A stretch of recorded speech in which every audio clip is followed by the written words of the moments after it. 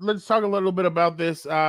Did you feel like the UFC lost an opportunity by not having their three Mexican champions featured during Cinco de Mayo, and they should make it a priority for Mexican Independence Day to have the three champions featured? I mean, you do have. I mean, I feel like Mexicans are starting to really, and I think Mexicans are really starting to get into UFC a little bit more and more as boxing they feel like boxing kind of declines a little bit.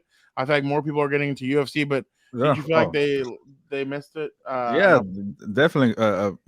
Victor could say this, and we were trying to go to a bar late Saturday night, and like people are all jam packed at the bar to watch a UFC card that I thought was kind of whatever. So like you can't, if it's a Saturday night on a UFC card, it's anybody fighting. You're gonna pack the bars because people know they get a stack card, they get an entertainment fight value.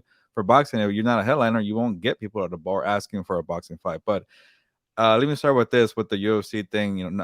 Dana White dropping the ball with the Mexico thing. Like I've seen the UFC make rapid cards out of nothing when things go south or when the COVID fight island. Like no excuses here. You don't know when you didn't know you could have three champions at one time for Mexico, and it's hard to plan there. I know it's a different country and all that, but just try to work with that Azteca or whatever it is, and give yourself 2 months. Let the fighters hold the belts for 2 months, and then do a quick pay-per-view. It will sell out right away. A lot of Latinos are going to buy the pay-per-view card. UFC does well on its own, so make it happen before people lose belts, because UFC belts don't last long. It's not like the WWE where Roman Reigns and Bianca Belair dominated for 3 years. So there you go. Sorry, but UFC, the belts change quickly, so they dropped an opportunity there. So I wish they could do it and make a fight there, but I don't know what Dana White's thinking.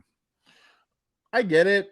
Like I understand the 2 points of view, but like September 16th is the bigger like that's when they have it. It's not a federal holiday in Mexico. I don't think it matters what day. Just fight. No. I just meant like if you wanted to make it like the huge event that you really want to, if you want to put on a major show, September 16th will probably be the biggest time to do it.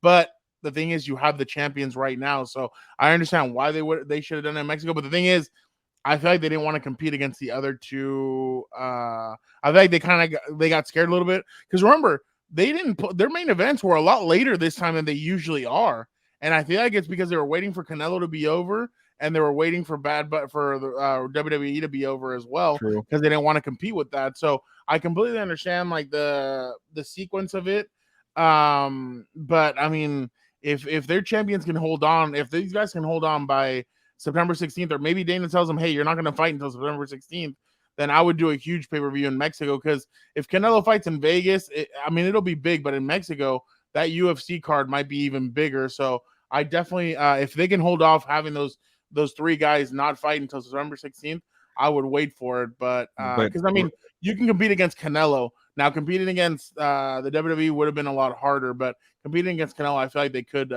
end up. But regardless, give me Henry Cejudo against Brandon Moreno, because I want Cejudo to get worked. He is definitely a play in this card that he doesn't like Mexicans, even though he's Mexican background. But he's also being a good heel, so we'll see. I want to see that fight. I mean, I understood his point of view. Like, I'm not. It's like if we go to war, I'm not going to go with the Mexican side. I'm going to go with the American side, which is, I mean, obviously true. Like, you're going to pick the winning side.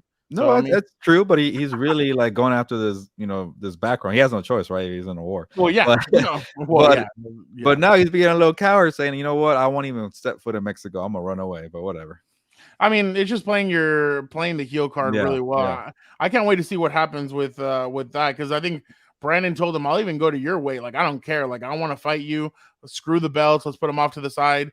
Let's just do this man to man. And I was like, oh, wow. So definitely that'll be interesting to watch. But honestly, for him, I don't have an issue with him saying, like, you know what, I'm not going to have a Mexican flag. I'm not going to have this and that. But I just feel like, yeah, you're not saying it right. You're making it seem like you hate your culture, and he's not having the right approach. And everybody has, their opinion. But for me, I'm going to represent both. But he's really going with the heel angle here, and we'll see. Maybe it helps him his career. Heel angle sell. That's the thing. Is that I know people love a heel, so obviously I bet you there's a lot of Mexicans that love the guy and they're probably going for him. By the way, it was funny because he's like who was he fighting? I really didn't even. Aljamain Sterling. Yeah, he's like, oh, I'm gonna fight for your people on Cinco de Mayo. He ran with that bit, huh? Yeah, but he said for your people in your day. That's how I can tell you don't know crap about what you're talking about, because Cinco de Mayo ain't shit down there. So you already took the fat L on that one.